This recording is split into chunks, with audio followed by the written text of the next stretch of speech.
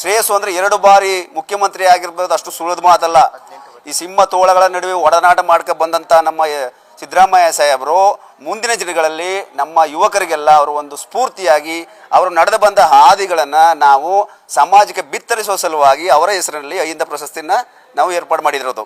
ಹಾಗಾಗಿ ನಮ್ಮ ಅಹಿಂದ ಜನತೆ ಸಿದ್ದರಾಮಯ್ಯ ಸಾಹೇಬರು ಅವರು ಬಿತ್ತಿರೋಂಥ ಬೀಜ ಎಮ್ಮರವಾಗಿ ಬೆಳೀತದೆ.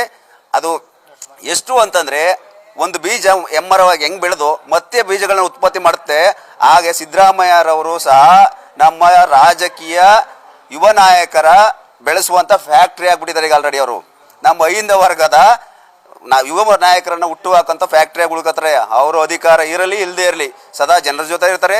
ನಮ್ಮ ಅಹಿಂದ ಜನರಿಗೆ ಸಂಪೂರ್ಣ ಶಕ್ತಿ ತುಂಬುವ, ಚೈತನ್ಯ ತುಂಬುವ ಅವ್ರ ಹೆಸರೇ ಸಾಕು ನಮಗೆ. ಅವರಿಂದ ತನುಮನ ಸಹಾಯ ಬೇಡ ನಮಗೆ.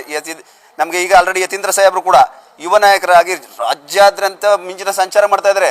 ಈಗ ಆಲ್ರೆಡಿ ಉಟ್ಕೊಂಡ್ರೆ ಈಗ ಆಲ್ರೆಡಿ ನಮ್ಮಲ್ಲಿ ಮೈಸೂರು ಭಾಗದಲ್ಲಿ ಯತೀಂದ್ರ ಏನಂತಾರೆ, ಚಿಕ್ಕ ಸಾಹೇಬರು ದೊಡ್ಡ ಸಾಹೇಬರು ಅಂತ ಈಗ ಆಲ್ರೆಡಿ ಜನರ ಬಾಯಲ್ಲಿ ಬಂದ್ಬಿಟ್ಟಿದೆ.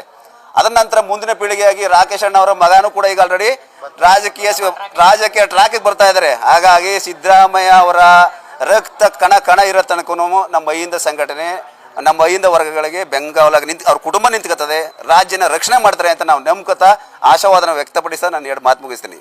ಜೈ ಹಿಂದ್, ಜೈ ಹಿಂದ. ಎಂ ಮಹೇಶ್, ಹಳೇಪುರ, ಅಹಿಂದ ಜಿಲ್ಲಾಧ್ಯಕ್ಷರು, ಚಾಮರಾಜನಗರ.